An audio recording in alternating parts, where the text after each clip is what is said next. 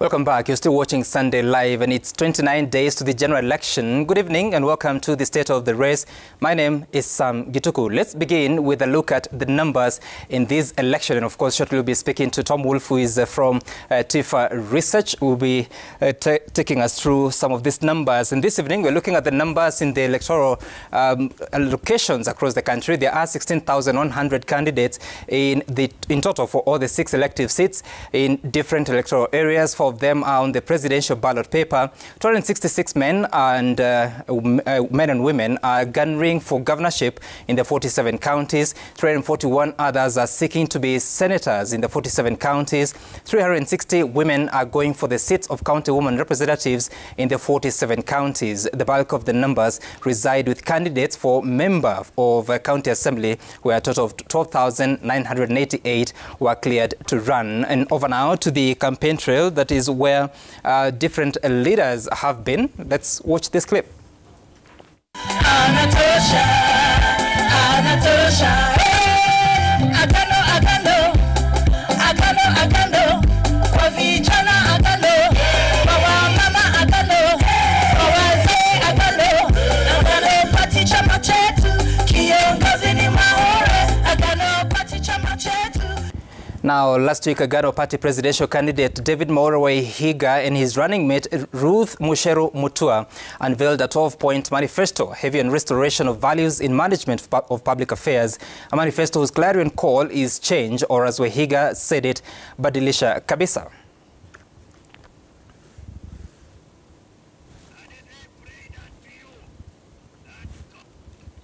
Within the first 10 days, we shall give a moratorium to anybody who is holding any money they know they got it corruptly. Also, any money illegally stashed abroad, return our money back. We shall institute what we are calling a Truth and Recovery of Stolen Money Commission. Now, Wahiga is also proposing to resolve the high cost of living and unstable food security. Should he be elected president, he will take up the role of cabinet secretary for agriculture, but adds he will require a constitutional amendment to effect that. A president and agriculture CS Wahiga would then vet all staff at the agriculture ministry, including former ministers, former PSAs and parastatal boards. He would then ban importation of essential food commodities with a view to assuring local farmers a market for their produce. He promises to supply piped water to arid and semi-arid areas for irrigation and proposes to deploy the National Youth Service to grow food for the country. Something else he's proposing is on questions of health in the country, and he says that he's going to audit all contracts within the health sectors at the national and county government levels. For contracts found to have been corruptly procured, Wahiga promises to terminate them. Something else that is close to the hearts of many Kenyans is about education, and he's promising free education for all levels under the supervision of a Ministry of Education to be headed by an education professional.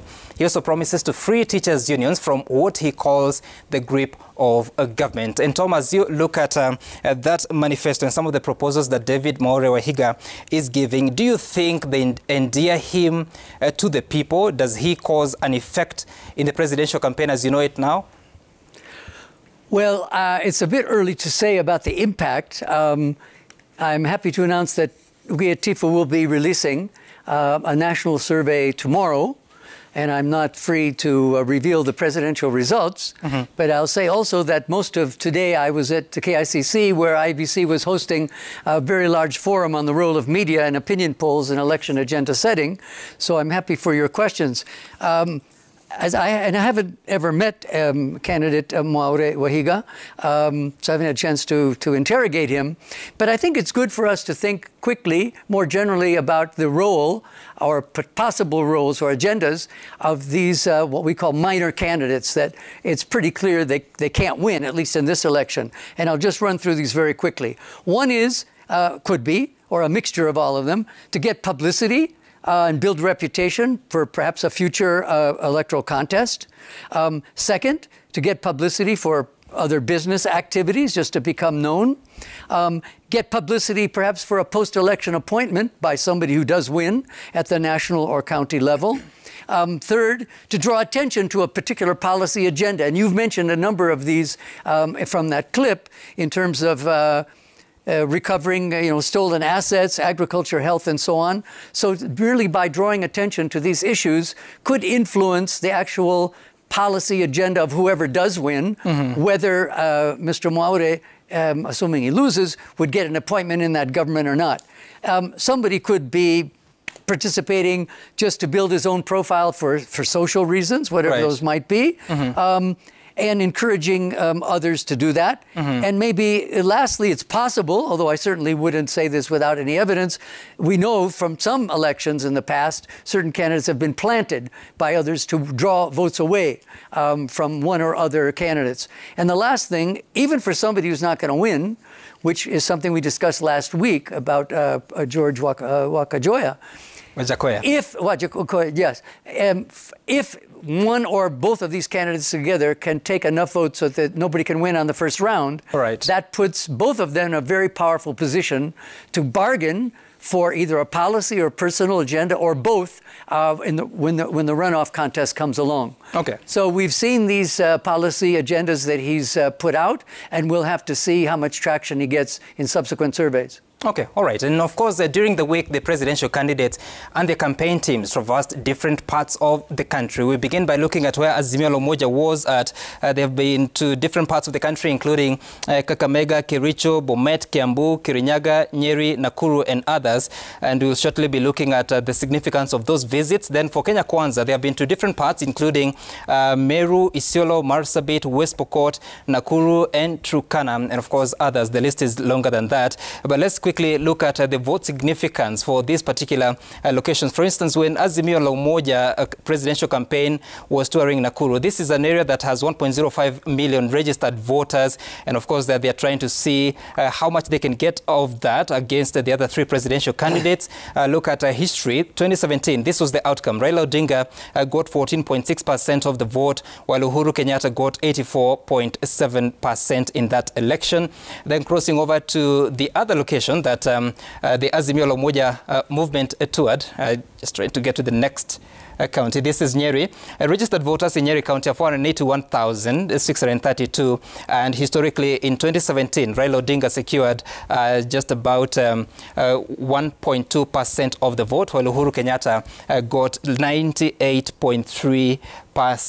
Then cross over to another county that Azimio la Umoja was touring during the week. This is Kiambu County. Registered voters, 1.27 million registered voters. In 2017, Raila Odinga got 7%, which is actually the highest he ever got in that election for Central Kenya. And of course, Central Kenya has 5 counties. Then Uhuru Kenyatta got 92.6%. Then if you have to look at another county, which is Kirinyaga, the registered voters at the moment are 376,000. And if you had to compare this, in 2017, Raila Odinga got 1% of the vote, while Uhuru Kenyatta got 98.6%. Of course, Raila Odinga is hoping that with the coming on board of one Martha Karua, then that effect would be helpful in increasing the number of votes in that area. Then for Azimio again was in Kakamega County, one of the counties in Western Kenya. There are registered voters, 844,000. In 2017, this is how they voted. 87.3% of voters voted for Raila Odinga, while Uhuru Kenyatta got 11.4%. We cross over to another area, which is Kericho and Bomet, which they concluded the tour this afternoon. Registered voters in the two counties, it's 805,000. But in 2017, this is how they voted. A total of 89.8% voted for Raila. No, this should actually be Uhuru Kenyatta. And then Raila Odinga got 9.3% in the 2017 election. Then if you have to look at the tours that Kenya Kwanza has made, we begin by listening to what has been transpiring in that area.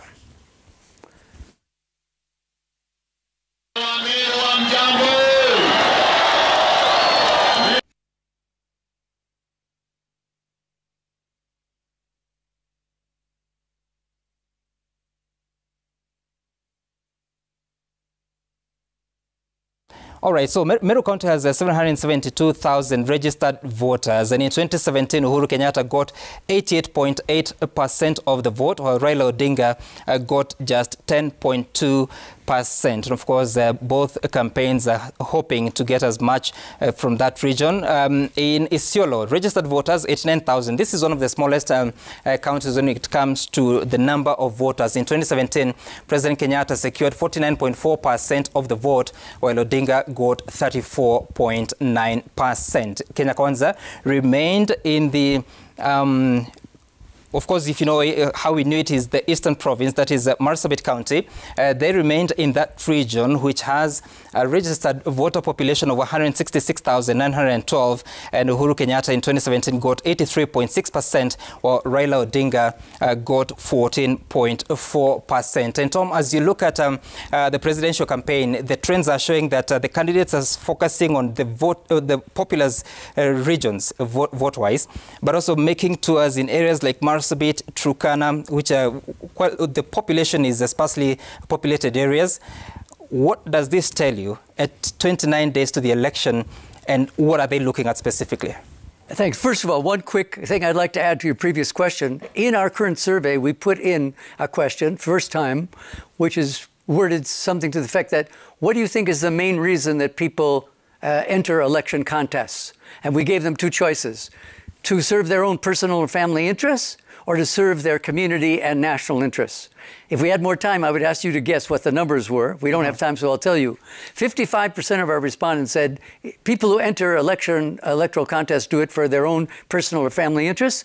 38% said for the national or community interest. The rest weren't sure. But of course, the fact that Kenyans have different views or that distribution doesn't necessarily mean that we know it for each candidate. But coming to your question here, I think it would be fascinating, and you're a journalist, so you can go and find out, to attend some of these working groups on the campaigns where they decide for the next week where they're going to go.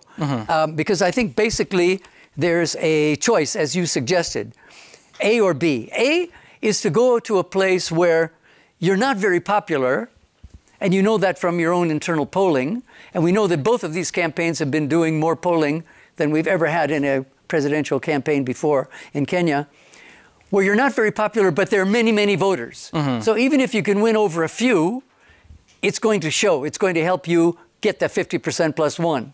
Or do you go to a place where you are very popular, or at least it's split, closer to 50-50, but the population is small?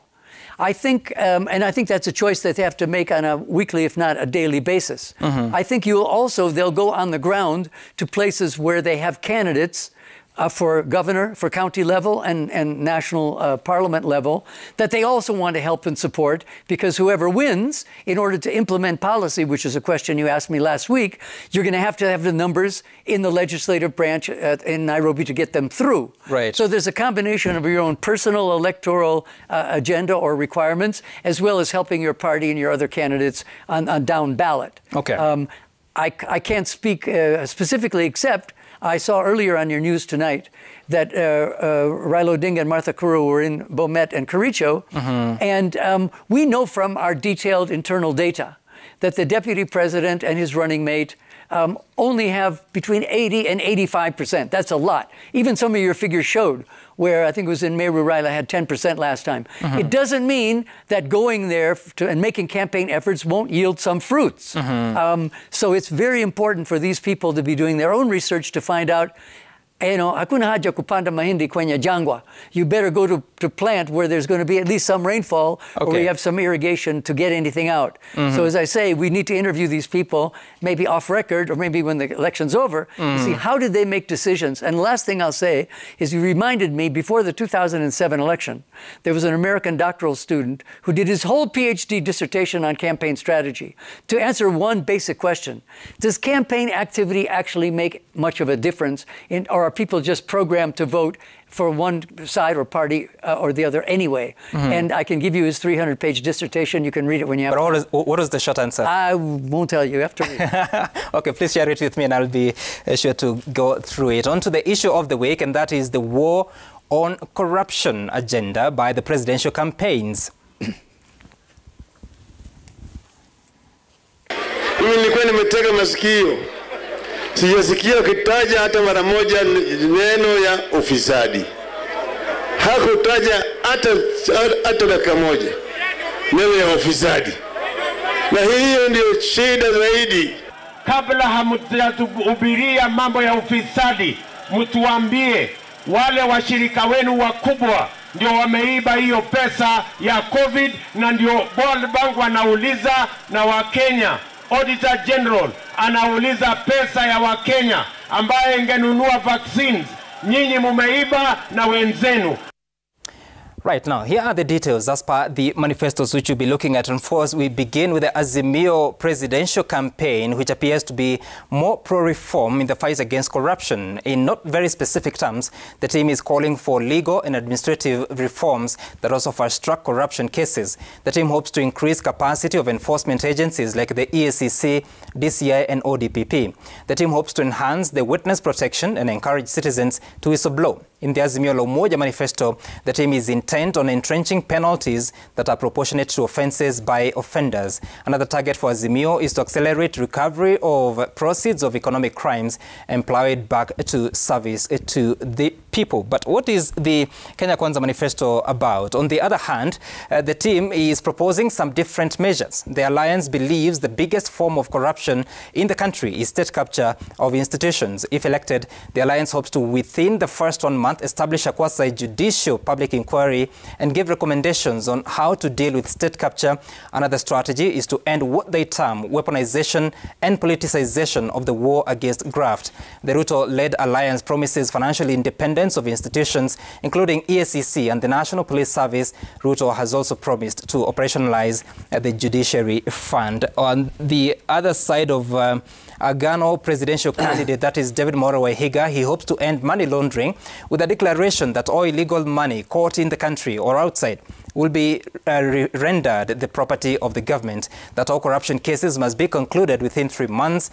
In drastic proposals, Wahiga is promising to grant prosecutorial powers to the Auditor General and the EACC. At the moment, only the DPP has the mandate to prosecute. And of course, Tom, we know that also Wajakoya is promising that he's going to execute all the corruption offenders. But when you look at this election, is corruption a question at the election?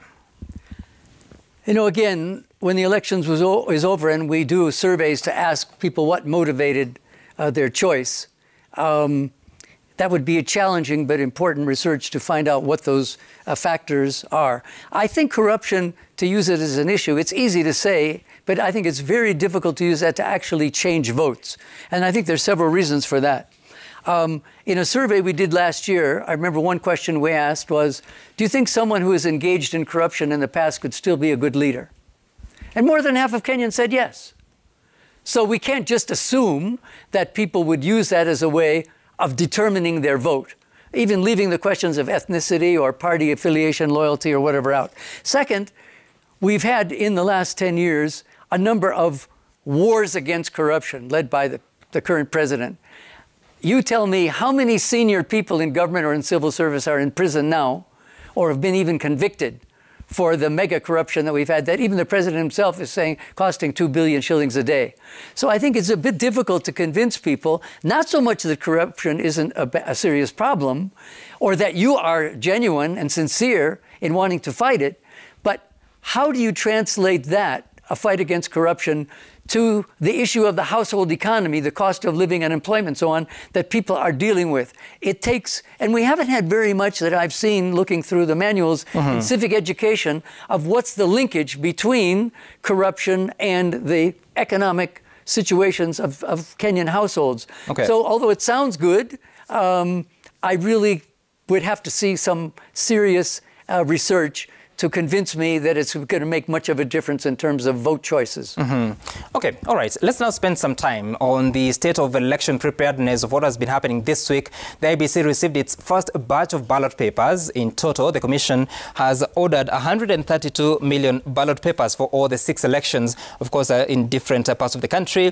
22.1 million ballot papers arrived in the country. They are meant for 1,448 ward elections for MCAs. You notice that that is 2 2 MCAs less of the current wards, which are 1450, and the 2 wards are non-contested, meaning only 1 candidate each has or was registered and thus stands elected. There are over 12,000 MCA candidates in this election. And of course, there has been another issue that has been burning, and that is to do with the use of digital versus a manual register of voters.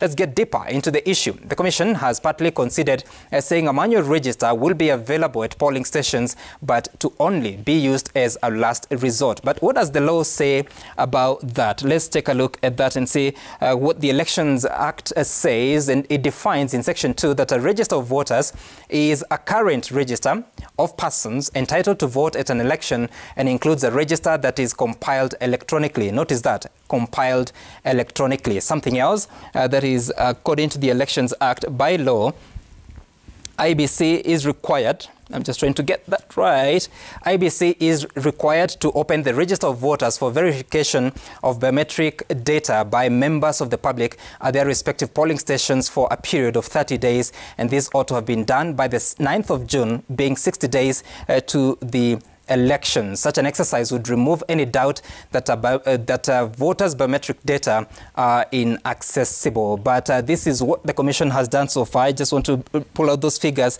about the verification of data. We know that so far some 3.28 million voters verified their details biometrically. That is, they reported to the polling stations for that to be done.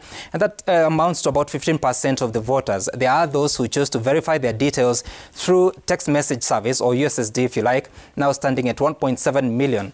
On IEBC's web portal, over 305,000 had verified their details. It is, however, not clear if all the 5.3 million checks are single voter checks or could be duplicate checks by some of the voters. But who qualifies to vote on turning up at a polling station? This answer will be found in the Elections Act, which talks about that a person who is whose name and biometric data are entered in a register of voters in a particular polling station and who produces an identification document shall be eligible to vote in that polling station. Of course, that's what the law provides, and this has been a thorny issue for the leading presidential contenders. Listen. A manual register along with biometric identification of the voters on that polling day. Kabla hivyo hakuna uchaguzi. Kwani iko lazima mtu mmoja akue kwa hii uchaguzi? Kama kitendawili anaona hana nafasi ya kupita kwa hii uchaguzi, awachane na uchaguzi, wacha Wakenya wengine wapige kura na tuendelee. The manual register that people are complaining about is printed out of the digital register. So it's not coming from the moon. All right, the conversation continues. Let's focus on some key races in the counties, and we begin with Machakos County, which is 6th in the rank of voter population. There are 5 governorship candidates seeking to succeed Governor Dr. Alfred Mutua. They are Wavinya Ndeti of Wiper, Nzioka Waita of Chama cha Uzalendo, Johnson Mudhama of UDA, Francis Maliti on a Maendeleo Chapter ticket, Rose Mulwa seeks the seat on Empowerment and Liberation Party. Let's cross over to another county, which is this time Nyandarua County, which is in central Kenya. There are some 5 candidates, and there's a battle of 4 men who have held a county seat and one who has been eyeing it. Governor Francis Kimemi of Jubilee is facing the county's first governor, that is Daniel Waithaka of DP Party, his former deputy Waithaka Kirika of TSP, current county assembly speaker Ndegwa Wahome of Chama cha Kazi, and Carrie Badilisha seeking the seat on a UDA ticket. We cross over now to the Nyanza region, where we find in Siaya County there is a battle of veterans. Former Rarieda MP Nicholas Gumbo seeks the seat on a UDM ticket, fighting it out with Senator James Orengo of ODM. Millicent Odwor is running on a UDA ticket, while William Ocheng is vying as an independent candidate. And from that, we cross over now to the Rift Valley, where you will find a very interesting race in the Senate. That is the Senate race where Senator Gideon Moi seeks a 3rd term under Kanu. He is facing UDA's William Cheptumo, who is also the Baringo North MP. Felix Kiprono seeks the seat on TSP, while Florence Jalagat and David Kipruto are independent candidates. It's important to note here that Senator Moi won the seat in 2017 with 61% of the vote against Labour CS Simon Chelugui, who garnered 37% of the vote under the Jubilee Party. And of course, Tom, as you look at this, there's some serious contest in Nyandarua, Siaya, and even Baringo Senate race, where some of the incumbents are running on parties that are not necessarily the predominant parties in those regions. So how possible is it for a candidate to run against a wave and secure a seat despite their historical wins? I think we discussed this a bit last week in a slightly different format.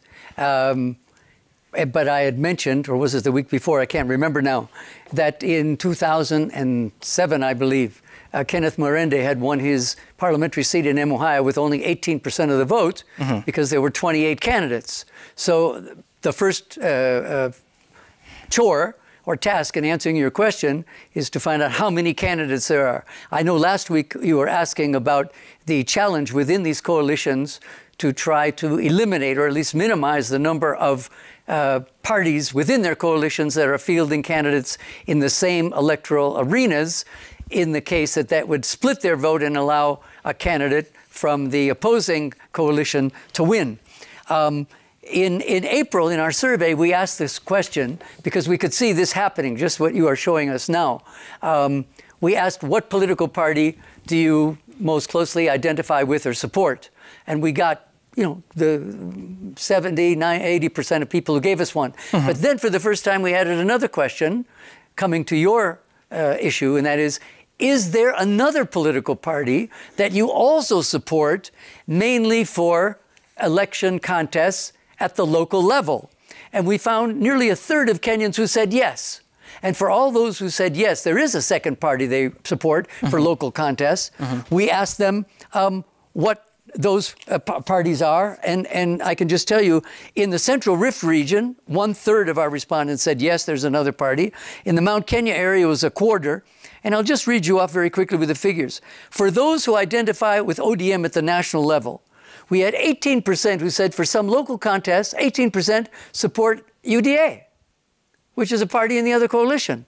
We had another 18% support Jubilee or Jubilee candidates. Of course, that's in the Azimio coalition. We had 9% support ANC, 10% who supported Wiper, 5% who supported KANU, 5% also DAP Kenya, 5% Ford Kenya, and 4% for PA. On the UDA side, among all of those people who said UDA is their main national party, surely thinking about the presidential race, the other parties, 22% of them supported Jubilee. That was for some local contests. And you can see that what's going there mainly on the mountain. 18% of those support ODM at a local level, which you might not think would be the case. 13% for Chama Cha Mashinane, 7% for ANC, 5% for Wiper. So we see, compared to all the other multi-party elections that we've had since we went back to this multi-party era in '92, that party per se means less in terms of the total picture of how voters are making their choices. And that reminds me of something that NARC Kenya leader Martha Karua said either late last year or early this year at one of her rallies or public addresses. Don't pay any attention to party, just look at the candidate. It's ironic that she is now a running mate for a party and a coalition. And it might be embarrassing if somebody would remind her of those words, but I think we can understand what she was saying. If you have a political landscape where parties are basically aligned in coalitions behind individuals who are often changing their political stance from one election to another, if not their party, and if parties themselves don't represent concretely contrasting ideological or even policy interests, but they're all directing their manifestos, as we explained last week, to basically the same issues of what Kenyans are suffering from, she was advising, with a lot of common sense, look at the individuals and decide which one can actually keep their word and serve you rather than themselves. All right. And Tom, you've been speaking a lot about the numbers, and I now want us to focus on some of the battlegrounds. This week, InfoTrack Research released a new poll conducted earlier this month. It focused on Nairobi, that is in the center of the presidential race, and the balance of power for Kenya Kwanza and Azimio formations. Let's see how that poll compared to TIFA research by Tom here, released on the 21st of June. Raila Odinga kept the majority vote at 49% by Infotrack, and of course that comes to an average of 49.5 for the two polls. William Ruto had a higher score of 30%, of course an average of 27.5%. Wajakoya had a score of 5%, now that comes to an average of 6%, while David Mwaure Wahiga had a score of 0.3% lower than Tifa's 1%. That's an average of 0.65%. Of course, undecided still high at 16.5 on average so far. Something else in the governor's race, that is in Nairobi, and of course Infotrack appears consistent with those findings of the Tifa. Sakaja has an average support of 39.5%. If you have to look at those figures, Polycarp Igathe appears to score an 1 point more than Tifa's poll. Within the margin of error, so there's no difference. Right, so that's 32.5% on average. Agnes Kagure is at 0.4% by Infotrack. I perused your details. You didn't have a score for her on Tifa. Then, of course, Undecided appears to have reduced. I don't know that that's within the margin. I don't think so. It's just outside. Just outside, 24%. So on average, that is 26%. But this is how the battle of coalitions appears here in the city. Of course, benefited from the numbers from Infotrack. You see Azimio, they are scoring 48% against Tifa's 46%. That's an average of 47%. Kenya Kwanza 31%, slightly higher than Tifa's, to hit an average of 27.5%. And I know that we've spoken about this question, Tom, in our previous episodes, and as you look at how it appears in Nairobi. But what is this unique factor that the Nairobi voter has that will be telling us a different picture? That you see that Azimio appears to be more popular in the city, but when you come to the score of their governor candidate, scoring less than Sakaja. What is specific? Not the candidate, but specific to the Nairobi voter. First of all, I think you said at the outset here that the Tifa poll was done 2 or 3 weeks before the Infotrack one. It was 21st of June. That's when you released the figures. And the Infotrack was when? Early this month. I think it was it on 4? So there's about 2 week difference. So that could partly explain. But basically, I have to say that this really underlines what Angela Mbitho actually said at the workshop today, that if you have professional survey firms that are adhering to professional standards, their results are going to be pretty similar, depending on exactly how the question was phrased and so on and so forth, and the timing. So I think this underscores this, and I'm happy to see that. But I think as we spoke a little bit last time, you know, again, getting back to Honorable Martha Karua's advice to voters, look at the individual, not the party. And as to Senator Sakaja's popularity, larger popularity in this race, as we said, he's been an MP in the previous term, as a senator, and this one, a survey that was done, I was involved in 5 years ago, among first-term senators. He and the senator from Oranga were the most popular senators. And Bwana Igathe, you know, he served for half a year as a deputy governor. Then he sort of disappeared from public view. So I think Sakaja has a big publicity advantage, but it is shrinking a little bit. Let's see whether finally, assuming IEBC will be able, allowed by the court, to put Sakaja's name on the ballot, whether Igathe will try and exploit that controversy about his university credentials, and whether that will make any difference. The last thing, I think I said this last week, I want to repeat it. Because Sakaja needs at least a fifth of those voters in Nairobi who have told us in surveys they're voting for Raila, he probably, if he has his political intelligence unit advising him, he won't want to campaign too hard for his party's presidential candidate in Nairobi, in case that might chase those voters away from him also. So it'll be very interesting to examine his campaign strategy as in the remaining month to the election. And it will be important here to add that the name of Sakaja has actually been gazetted to be a candidate in that this takes care of that issue. Election. And let's now focus on the hits and misses of the week. And you recall that on the very first episode of this show, we told you of the tribulations that Karungo Athangwa was facing in his Senate bid for Agano, Kiambu County. Well, this week he got reprieve after the High Court directed IEBC to clear him for the race, citing lack of evidence of graft that led to his removal as youth CEC. Karungo Thangwa says he is yet to be cleared by IEBC, even though Chairman Wafula Chebukati says that that will be done and his name will be gazetted in the coming days. Let's listen to another clip that would hint to us the next hit of the week.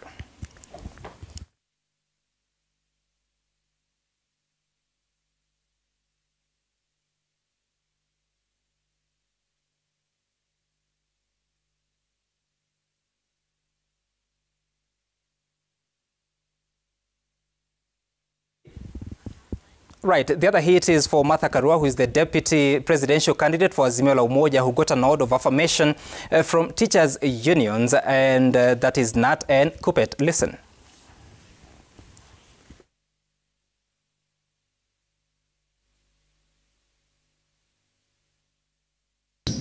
The best team to campaign for is Baba Namata. It is during her time and the time of Raila in government that the legal notice number 534 was given a lifeline. This week or last week? Now, well, Tom is asking me a question here, but the miss of the week goes to Deputy President William Ruto and his boss, President Uhuru Kenyatta, of washing dirty linen in public from their divisive past that has been, get this, slapping differently.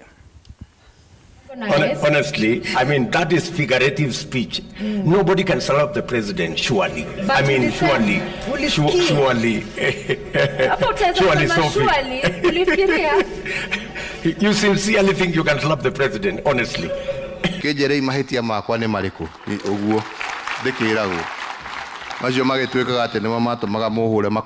Tell me the mistake I made that they say they wanted to slap me for. If he would have slapped me, I would have turned the other cheek. Because I have no place for violence. Right. The president and his deputy. Now, the final miss goes to Ruth's party presidential candidate, that is George Wajakoya, whom doubts have been cast on some of his claims by fact checkers. One of those is his claim on value of marijuana farming and trade in the region and globally. Of course, you can follow Citizen.digital for more on fact checkers in collaboration with Africa Check in this campaign. And now on the road ahead, we are looking at what you're expecting in the new week. And I want to begin with the IEBC is set to host an election conference with stakeholders to deliberate on the state of preparedness and the roles of each party. That should be happening from tomorrow. Something else that is happening during the week is that well, this sometimes doesn't cooperate. Also this week we know that representatives of various stakeholders, including political parties and presidential candidates, are expected in Greece to witness the printing of ballot papers for the election. Something else that will continue as we get into the new week is that the presidential campaigns continue with another round of county visits, declarations, and of course exchanges on the trail. And I'll be sure to capture that and bring it to you. Thank you so much, Dr. Tom Wolf from TIFA Research, for making time for us. And of course, that's it for State of the Race. My name is Sam Gituku. See you again next week. But for now, Sunday Live takes a break. We'll come back with more.